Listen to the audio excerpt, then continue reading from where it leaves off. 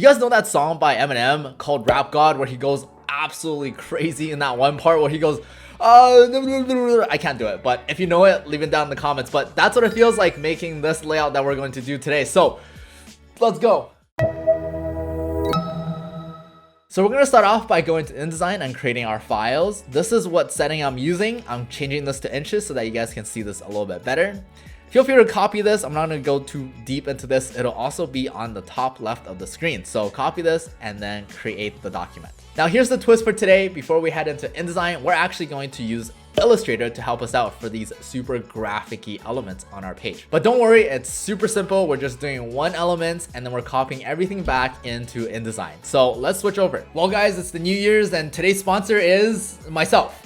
I just want to shout out that if you guys ever need Adobe or if you're trying to get it for the new year, I have an affiliate link down in the description. It'll help support the channel, but that's it. That's my short sponsorship shout out. Okay, here in Illustrator, what I'm going to do is navigate over to where this line tool is.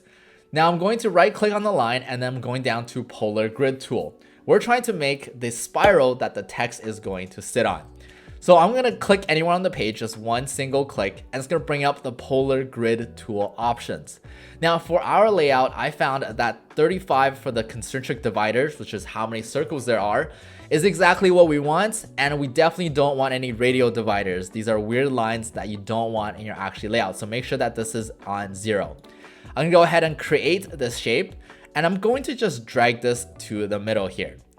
Now, what I want to do is split this thing in half. But before we do that, we have to right click and then group it. You might have to do this a couple of times. So here I need to do it 2 times. And then we're going to go over to the direct selection tool, which is on the top left here. And all we're trying to do is split this in half. We're trying to select half of it. So again, if I just draw a visual indicator of where half is for myself and drag it over, something like that, we're just trying to select the top half, okay? So we're going back into direct selection tool, which is shortcut key A, and we're going to try to drag so that we select just the top half. Now you can see you have the right selection when you have these weird handles that are all the way on the top side, but not on the bottom side. What we're going to do is go into edit, and then we're going to cut so that half of it is gone. But we're going to paste that right back in. So we're going to edit and then paste in place. Then we're going to go into our normal selection tool, which is shortcut key V.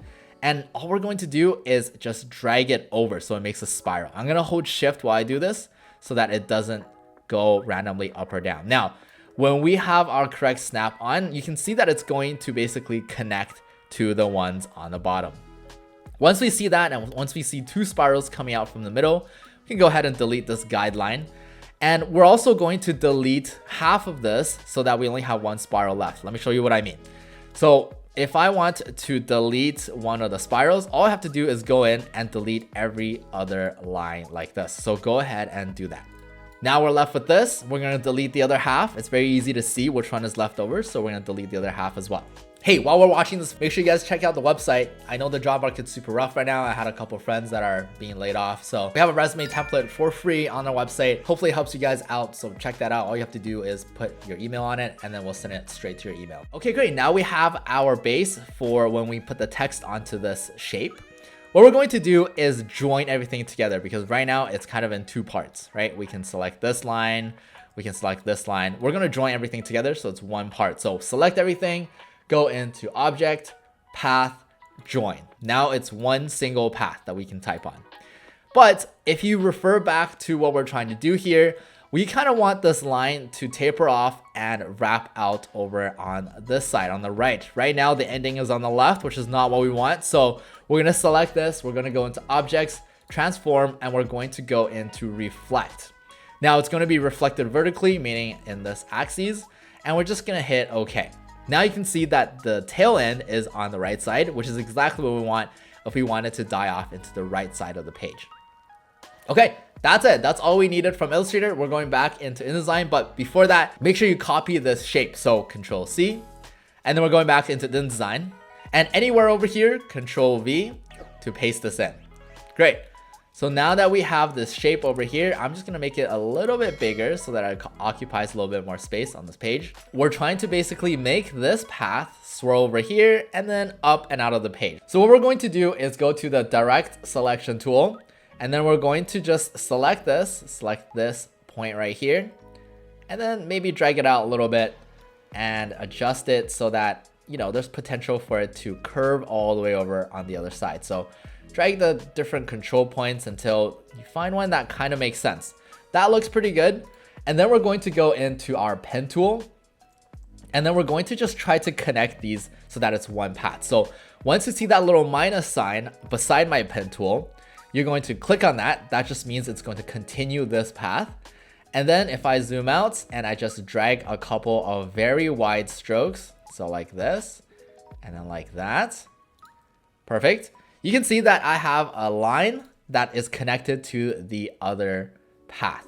Now, it's not super good looking. I have this very jagged edge here, and we can smooth that out. So we can go into our direct selection tool and then just drag this and these control points until you find one that's not bad.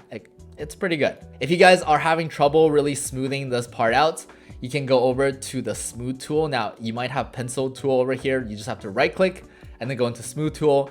And then you just have to kind of guide your mouse so that it's going and doing what you want. That's basically what you're trying to do with the smooth tool. Now, once I have this, the rest is super easy.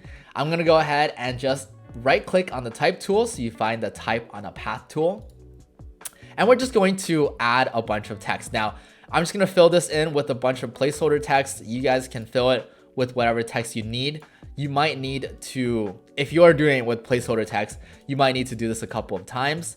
But once you have it filled in, it'll look something like this. That's great. So what I like and what I found to be super successful when I'm doing something like this is I like to have all of these in uppercase. So right here is an option where you can change all the letters into uppercase, and it just makes it look a little bit better, in my opinion. Now, I like to use a font like a Futura, something that is sans serif. So that looks pretty good. I might change this into more of a bold font, so I'll use medium here. And yeah, that looks good. What we're going to do is we have this line that we don't really want on the bottom here. And what we're going to do is just go into the stroke and just check it off. It'll be gone just like that. Super easy. We have this super good looking spiral of words, but we want to cut off the middle. Maybe we want to put a picture there or something like that. And what we're going to do is just click on the thing that we just created. You guys are going to see these three controls. One's at the very end and it looks like this with a line, and maybe you have a box, maybe you don't. This just means I have words that are not in the frame itself. You're gonna see this at the very beginning here, and you're going to see something in the middle here that looks also like a little T. Now we're going to be manipulating this first one over here, and all you're gonna do is drag this. Make sure that when you mouse over this, you have that little pointy arrow icon right beside my cursor. And you're just going to drag this until a point that you think looks good. So if I am dragging this out, all it's doing is it's pushing the beginning of the letter to where this line is, okay? So however big you want your image to be, you can drag this out and just push it all the way back until where you need it. So if I want something like this, and I want a frame in the middle, I'm gonna go over here to the rectangular frame tool, and I'm gonna right click and create an ellipse frame tool.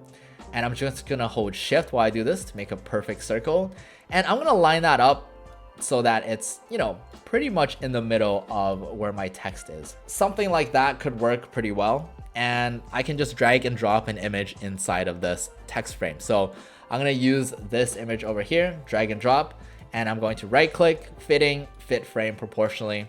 I might adjust this. I don't like how the bottom is clipped out like that. So I'm clicking, or I'm double clicking into the frame.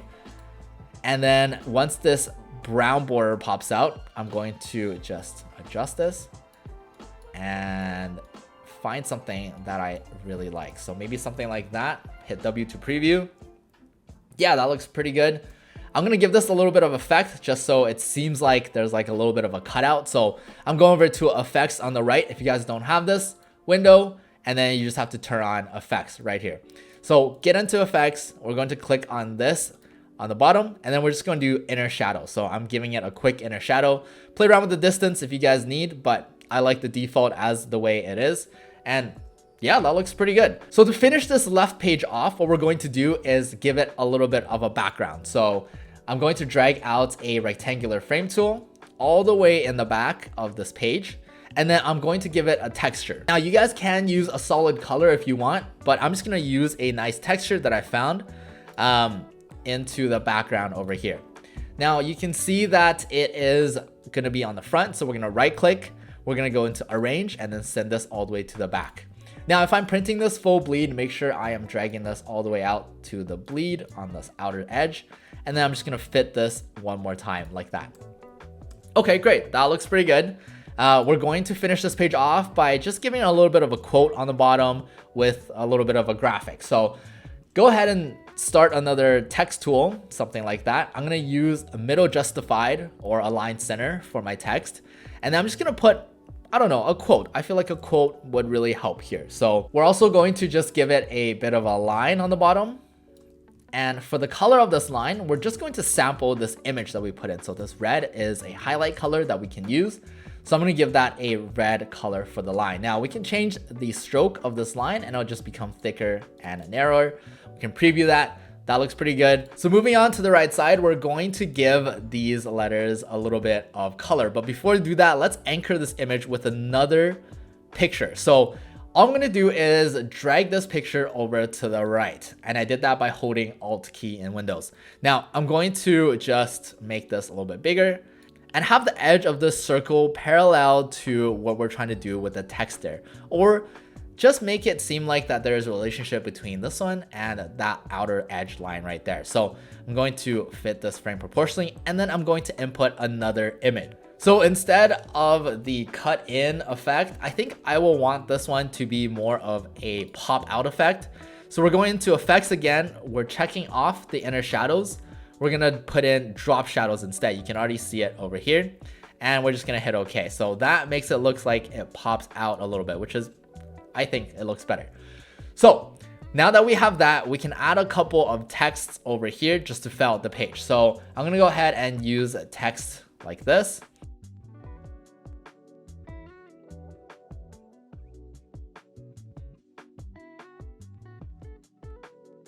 So that looks pretty good. We're going to do the last thing, which is my favorite thing, is we're going to make these letters ever so slightly bigger than the next. Because these letters are popping into the next page, we really want to highlight these guys. So maybe we'll start right here at this first word. And all we're going to do is adjust this to be 14. Next word, highlight it. We're going to do not 14, 18. Next letter, select it. And we're going to do something like A24. And then the next one, we're going to do 30. You guys get the deal? Okay, that makes it pop out, and it looks like the words are getting bigger and bigger as it comes out from the page. You guys can play around with this until you find one that actually makes sense. Then we're going to give these letters, or words rather, a highlight character, because some of these words are undoubtedly going to be more important than some of the other ones. So we can go ahead and actually sample these colors. So if I want them to symbolize this red, we can go ahead and just double click on that stroke, copy the hex code. So I'm gonna copy that. And then we can actually just go in, highlight some of these words. So maybe I want substantius to be a different color. I can double click on this fill right here, paste in the hex code, and you can see that my word has already changed. Now I accidentally added a line, so make sure that you don't do that.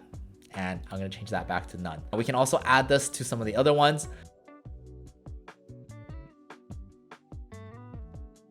And boom, what do you know? There we go, we already have it.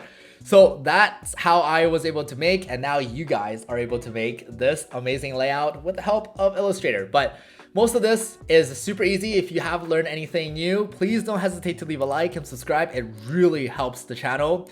I wanna know what you guys did for your new year, so let me know down in the comments as well. But with that said, I'll see you guys in the next one.